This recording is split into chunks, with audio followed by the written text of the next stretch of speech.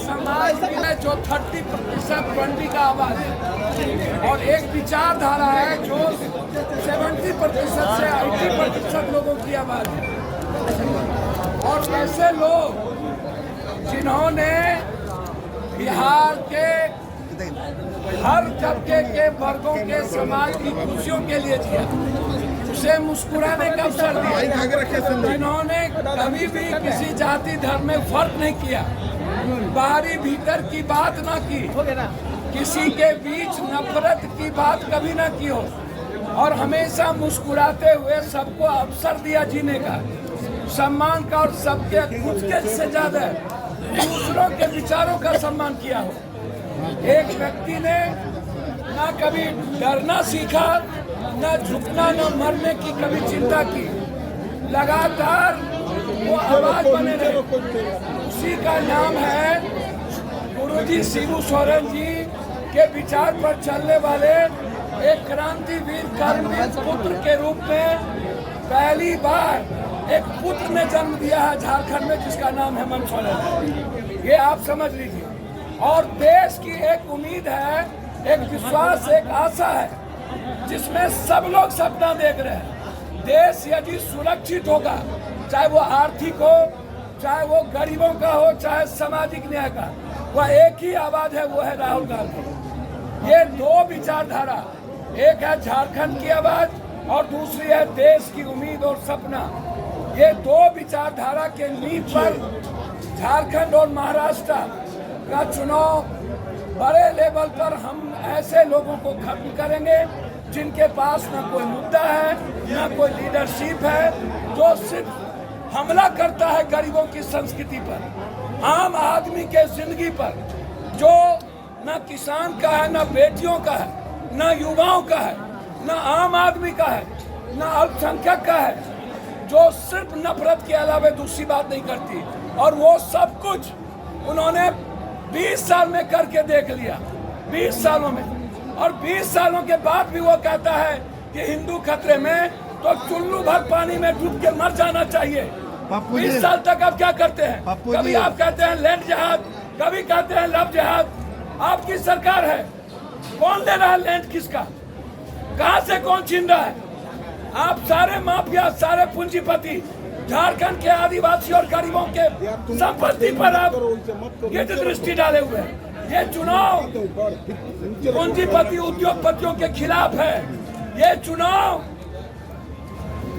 उद्योगपति जो झारखंडी को लूटने के अवसर से बीजेपी के बैक दरवाजे से आना चाहता है, उसको रोकेगा झारखंड की जनता।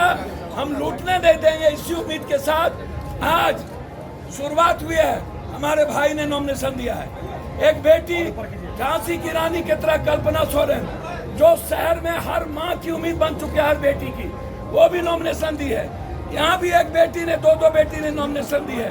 इसीलिए हम और हमारे नेता आदरणीय सुबोध कांत साहब जी, जिनके साथ हमने सीखा है बहुत सारी चीजें, राजनीति सीखी है ऐसे व्यक्तित्व से। और आज भी गर्व है हमें कि सुबोध कांत साहब जैसे व्यक्ति के साथ आज भी हम लोग चलकर बड़ी लकीर खींचने की ताकत रखते हैं। इसलिए हम दोनों भाई और हमारी बेटी इस चुनाव के साथ कांग्रेस की जिम्मेदारी और झारखंड जेएमएम जो जिम्मेदारी देगा गठबंधन, उसको बाखूबी निभाने के साथ पुनः नई सरकार हम लोग बनाएंगे। एक सवाल आपके आने से, एक सेकंड, आपके आने से डेमोग्राफी चेंज होगी या नहीं, ये बता दीजिए जी। आपके आने से डेमोग्राफी चेंज होगी या नहीं, बता दीजिए। सर, मैं इतना जानता हूँ कि आप इस बात को समझिए, देश का जो मिजाज है और कांग्रेस की जो विचारधारा है, वो है कॉमन मैन का, मिडिल क्लास का, गरीबों का। वो किसी जाति के खिलाफ नफरत नहीं करता।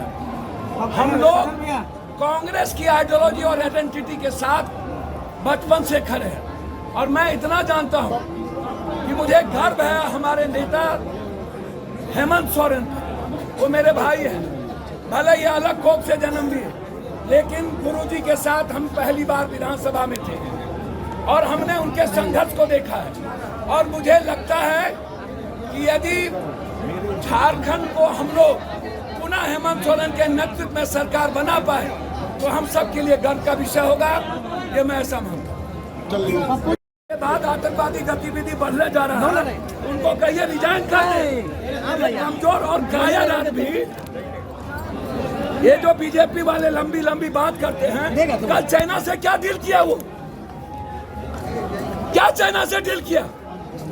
वियतनाम पहले से हमारे चाइना की दृष्टि है और ताइवान को 15 दिनों के अंदर चाइना ले लेगी। क्या करेंगे वो? जो चाइना से हमारी भारत को नहीं बचा सकता हो, क्यों कर डील किया उसने गलत डील? आप बात करिए उनसे, हमसे मत पूछिए आतंकवादी के बारे में। आतंकवादी ये लोग गलत पैदा करते हैं, ये लोग खुद पैदा करते हैं। झारखंड में रोजगार बड़ा मुद्दा है, नौकरियां बड़ी मुद्दा है। सर एक बात आप हमको जानिए,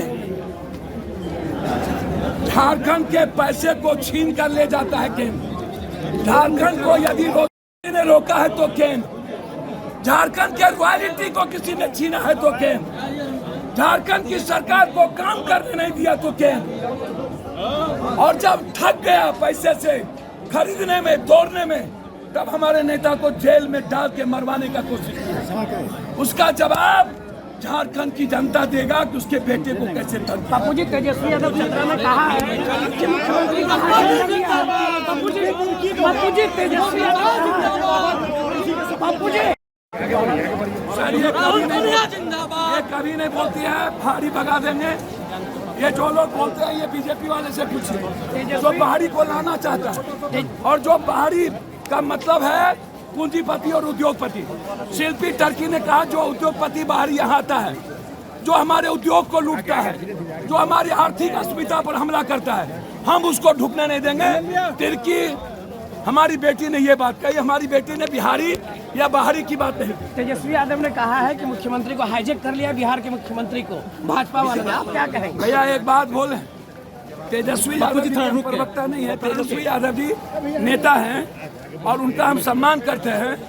मुझको लगता है कि नीतीश जी की जो उम्र है और जिस तरह की परिस्थितियां हैं, मुझे लगता है कि नीतीश कुमार जी को बीजेपी से बचना चाहिए। बीजेपी वाले नीतीश कुमार के पीठ में खंजर हो गए।